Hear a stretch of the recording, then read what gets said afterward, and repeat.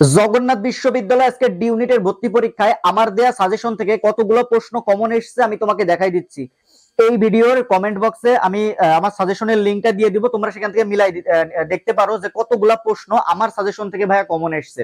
তোমরা অনেকে গাণিতিক বুদ্ধিমত্তা কমন পাও নাই, তোমরা আমাকে বলতেছো যে ভাইয়া গাণিতিক বুদ্ধিমত্তা তো কিছুই কমন পাই নাই, কিন্তু বাংলা ইংরেজি অনেকগুলা প্রশ্ন ভাই সাজেশনের ভিতর থেকেই কমন এসেছে। বাংলা তো 80% প্রশ্ন সাজেশনের ভিতর থেকে প্রশ্ন এসেছে, কমন এসেছে। ইংরেজি অনেকগুলো প্রশ্ন সাজেশনের ভিতর থেকেই কমন এসেছে, কয়েকটা মাত্র সাজেশন দিয়েছিলাম ওর মধ্যে থেকেই তোমার কমন এসেছে। বাংলায় দেখো আমি তোমাকে বলেছিলাম যে গদ্য পদ্য সহপাঠ থেকে প্রশ্ন আসবে, গদ্য পদ্য সহপাঠ থেকে বলেছিলাম 8-9টা প্রশ্ন আসবে, কিন্তু আজকে দেখো গদ্য পদ্য সহপাঠ থেকে ওই রকম 10-11টা প্রশ্ন চলে এসেছে। তারপরে তোমাকে বলেছিলাম যে শব্দ থেকে ভাই 100% বলেছিলাম যে 100% প্রশ্ন আসবে, 100% বলেছিলাম শব্দ থেকে 100% প্রশ্ন এসেছে। পদ থেকে 100% বলেছিলাম, পদ থেকে 100% প্রশ্ন এসেছে। তারপরে তোমাকে বলেছিলাম কারক থেকে 100% প্রশ্ন আসবে, এসেছে। তারপরে তোমার সমাস থেকে 100% প্রশ্ন আসবে বলেছিলাম, এসেছে। তারপরে তোমার আমি বলেছিলাম যে আহ আহ তোমার হচ্ছে বিরোচন অংশের মধ্যে কোনো কিছু থেকে প্রশ্ন যদি না আসে, তোমার বাগধারা থেকে আর সমার্থক শব্দ থেকে প্রশ্ন আসবেই। বাগধারা আর সমার্থক শব্দ থেকে প্রশ্ন এসেছে। প্রকৃত প্রত্যয় থেকে বলেছিলাম প্রশ্ন আসবে, প্রশ্ন এসেছে। বাক্য থেকে বলেছিলাম যে প্রশ্ন আসবে, প্রশ্ন এসেছে। তোমার যদি বিশ্বাস না হয় এই ভিডিও ডিসক্রিপশন বক্সে আমার যে সাজেশনের যে ভিডিওটা দিয়েছিলাম, ডি ইউনিটের জন্য যে সাজেশন দিয়েছিলাম, ওটার লিংক আমি তোমাকে দিয়ে দিব, তুমি দেখে নিতে পারো ভাই। তো এই যে যে টপিক গুলো বলেছিলাম এই টপিকের ভিতর থেকেই ভাই প্রশ্ন এসেছে। তো বানান থেকে বলেছিলাম 100% প্রশ্ন আসবে, বানান থেকে প্রশ্ন এসেছে। তারপরে তোমার আমি বলেছিলাম যে সমাজ থেকে মোটামুটি তোমার হচ্ছে প্রশ্ন এসছে, সমাজ থেকে বলেছিলাম প্রশ্ন আসবে, এসছে। শব্দ থেকে অনেকগুলো প্রশ্ন এসছে। আমার সাজেশন থেকেই বাংলায় বেশিরভাগ প্রশ্নই বাংলায় তোমার সাজেশনের ভিতর থেকেই প্রশ্ন এসছে, বেশিরভাগ প্রশ্ন বাংলা সাজেশনের ভিতর থেকে এসছে। ইংরেজি অনেকগুলো প্রশ্ন এসছে, তোমাকে আমি দেখাই দিচ্ছি। আমি তোমাকে বলেছিলাম কম্প্রিহেনশন থেকে প্রশ্ন আসবে। কম্প্রিহেনশন কয়টা থাকতে পারে? 5টা থাকতে পারে। এখানে 4টা কম্প্রিহেনশন দিয়েছে। আমি তোমাকে বলেছিলাম কম্প্রিহেনশনের মধ্যে একটা সিনোনিম অ্যান্টোনিম থাকতে পারে। তোমার কম্প্রিহেনশনের মধ্যে আজকে দেখো একটা তোমার হচ্ছে কি সিনোনিম দিয়েছে।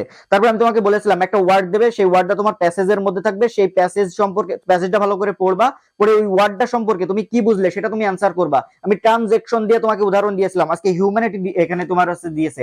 আমি তোমাকে উদাহরণ দিয়েছিলাম প্রশ্ন থাকতে পারে এমন যে ট্রানজেকশন রেফার্স টু, এখানে দেখো যে হিউম্যানিটি রেফার্স টু দিয়েছে তোমার হচ্ছে যে কম্প্রিহেনশনের মধ্যে। তারপর আমি তোমাকে বলেছিলাম যে সাবজেক্ট ভার্ব এগ্রিমেন্ট থেকে প্রশ্ন আসবে, তোমার সাবজেক্ট ভার্ব এগ্রিমেন্ট থেকে প্রশ্ন এসেছে। তারপর আমি তোমাকে বলেছিলাম ভাই লিটারেচার থেকে 2টা প্রশ্ন থাকবে, লিটারেচার থেকে এখানে 3-4টা প্রশ্ন আজকে দিয়ে দিয়েছে। তারপরে তোমাকে আমি বলেছিলাম একটা অ্যানালজি থেকে প্রশ্ন আসবে, অ্যানালজি থেকে প্রশ্ন দিয়েছে। আমি তোমাকে বলেছিলাম spelling, idiom and phrase, preposition এগুলো থেকে প্রশ্ন থাকবেই, এগুলো থেকে প্রশ্ন এসেছে আজকে। তারপরে তোমাকে আমি বলেছিলাম যে যে মেমোরাইজিং পার্টের মধ্যে একটা জায়গা থেকে 100% প্রশ্ন আসবেই, সেটা হচ্ছে কি ওয়ান ওয়ার্ড সাবস্টিটিউশন বলেছিলাম। আর দেখে নিতে পারো তুমি সাজেশন, সেখান থেকে প্রশ্ন এসেছে। তোমাকে আমি বলেছিলাম যে ভাইয়া যে পার্টস অফ স্পিচ থেকে প্রশ্ন আসতে পারে, এর মধ্যে আজকে দেখো অ্যাডজেক্টিভ থেকে প্রশ্ন এসেছে। তারপরে তোমাকে আমি বলেছিলাম যে ট্রান্সফরমেশন অফ সেন্টেন্স থেকে প্রশ্ন আসতে পারে, ট্রান্সফরমেশন অফ সেন্টেন্স দিয়ে দিয়েছে। তারপরে তোমাকে আমি বলেছিলাম যে ভাইয়া সিনোনিম অ্যান্টোনিম থেকে প্রশ্ন আসবে, এসেছে। তারপরে তোমাকে আমি বলেছিলাম যে একটা ন্যারেশন থেকে প্রশ্ন আসতে পারে, দেখো একটা দিয়েছে যে choose the correct indirect speech, narration থেকে একটা দিয়েছে। তো এই তো মোটামুটি আমি যেগুলো তোমার যে সাজেশন দিয়েছিলাম এগুলোর মধ্যে থেকেই কমন এসেছে। তো এখন বলতে পারো ভাইয়া জিকে তো কিছুই কমন দিতে পারলেন না। জিকে দেখো, জিকে তো জিকের একটা প্রশ্ন হয়েছে, জিকে তো একটা প্রশ্ন হইলে না কমন আসে, এটা কি প্রশ্ন জিকের। তো জিকের মধ্যে কিছু কিছু প্রশ্ন, যেমন তোমাকে আমি বাহাদুর শাহ পার্ক সম্পর্কে কতবার বলছি ভাই, কতবার বাহাদুর শাহ পার্ক সম্পর্কে বলছি যে বাহাদুর শাহ পার্ক লালবাগের লাউসার মঞ্জিল সম্পর্কে আসতে পারে। আজকে দেখো বাহাদুর শাহ পার্ক থেকে চলে এসেছে। কালকে রাত্রে একটা ভিডিও দিয়েছিলাম বাহাদুর শাহ পার্ক নিয়ে। তারপরে তোমার আমি স্পেসিফিক ভাবে ভি20 আমি স্পেসিফিক ভাবে বলে দিয়েছি ভাই, তুমি দেখে নিতে পারো আমার সাজেশন। স্পেসিফিক ভাবে বলে দিয়েছি যে ভি20 থেকে প্রশ্ন আসতে পারে। ভি তারপরে হচ্ছে যে পরিবেশ বিষয়ক যে সংস্থাগুলো আছে, তারপরে আন্তর্জাতিক সংস্থাগুলো আছে, এগুলো থেকে প্রশ্ন আসতে পারে। আমি স্পেসিফিক ভাবে বলে দিয়েছি যে পরিবেশ বিষয়ক সংস্থাগুলো দেখে নেওয়ার চেষ্টা করো। জলবায়ুতে ভাই পরিবেশ বিষয়ক সংস্থাগুলো, পরিবেশ বিষয়ের ইস্যু জলবায়ু, তো এটা এটা তুমি এটা আমি বলছিলাম যে পরিবেশ বিষয়গুলো ইস্যুগুলো তুমি দেখে নিও। তারপরে তোমাকে আমি একটা বলছিলাম যে আহ খেলাধুলা থেকে প্রশ্ন আসবে, এবং বলেছিলাম যে সাম্প্রতিক কোনো বিষয় থাকে খেলাধুলার মধ্যে দেখে নিবা, দেখো একটা খেলাধুলা থেকে চলে এসেছে। তারপরে তোমাকে আমি উপজাতি থেকে বলছিলাম, একটা উপজাতি দিছে কিন্তু এটা না পারারই কথা, তো দিছে একটা উপজাতি থেকে।